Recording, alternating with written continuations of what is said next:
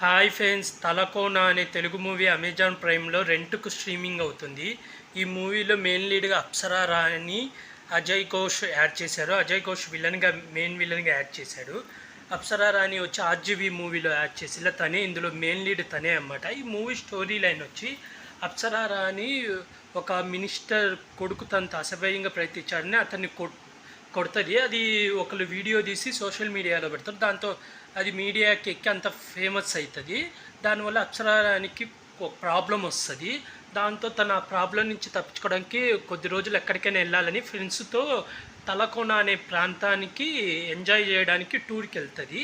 అయితే అక్కడికి వెళ్ళిన తర్వాత అప్సరారాణి లైఫ్లో ఏం జరిగింది, అజయ్ ఘోష్ అసలు తలకోనలో సంజీవిని కోసం ఎందుకు వెతుకుతున్నాడు, సంజీవిని నిజంగానే ఉంటే అజయ్ ఘోష్కి దొరికిందా, అసలు హీరోయిన్కి అజయ్ ఘోష్కి మధ్య ప్రాబ్లం ఏంటి, అసలు చివరికి ఏం జరిగింది అనేది ఈ మూవీ స్టోరీ లైన్. మూవీ ఎలా ఉందంటే పర్లేదు, అంటే కాన్సెప్ట్ అయితే మంచి కాన్సెప్ట్ పెట్టుకున్నారు కానీ తీసే విధానంలో ఫెయిల్ అయింది. ఫస్ట్ ఏదో రాజకీయ నాయకుడు కొడుకు హీరోయిన్ ప్రాబ్లం ఉన్నట్టు చూపిస్తారు.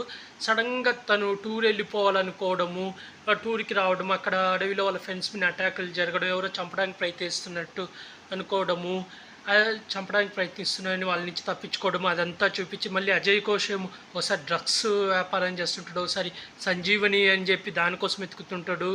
సరేలే సంజీవిని అని చెప్పి ఒక కాన్సెప్ట్ పెట్టారు, దాని మీద ఫుల్గా పోతారంటే మళ్ళీ సడన్గా ఆ కాన్సెప్ట్ పోయి వేరే కాన్సెప్ట్ డ్రగ్స్ సైడ్ వెళ్ళిపోతారు. మళ్ళీ చివరిలో వచ్చి ఒక ట్విస్ట్ కింద మనకు పోకిరి సినిమాలో హీరో ఎలా పోలీస్ ఆఫీసర్ అనేది మనకు ట్విస్ట్ రివీల్ చేస్తారు.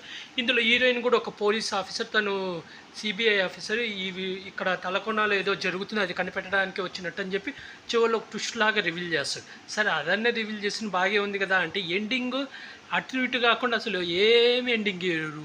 ఆ సంజీవిని ఏంది, దాని మ్యాటర్ ఏంది, అది దాని గురించి సమ్మని వదిలేస్తారు. సరే సీక్వెల్ ఏమన్నా ప్రకటించినట్టు అది కూడా చేయలేదు, అన్నీ సగం సగం చేస్తారు. అందులో ఇది రెంట్కు స్ట్రీమింగ్ అవుతుంది కాబట్టి రెంట్కి 99 రూపాయలు పెట్టి చూడాల్సిన సినిమా అయితే కాదు. ఏమంత బాగాలేదు. కాన్సెప్ట్ అయితే అది సంజీవిని కాన్సెప్ట్ అయితే బాగుంది. అక్కడ సంజీవిని ఇది ఒక చెట్టుకు ఉండేది, అక్కడ గ్రాఫిక్ విజువల్స్ అయితే చాలా బాగున్నాయి.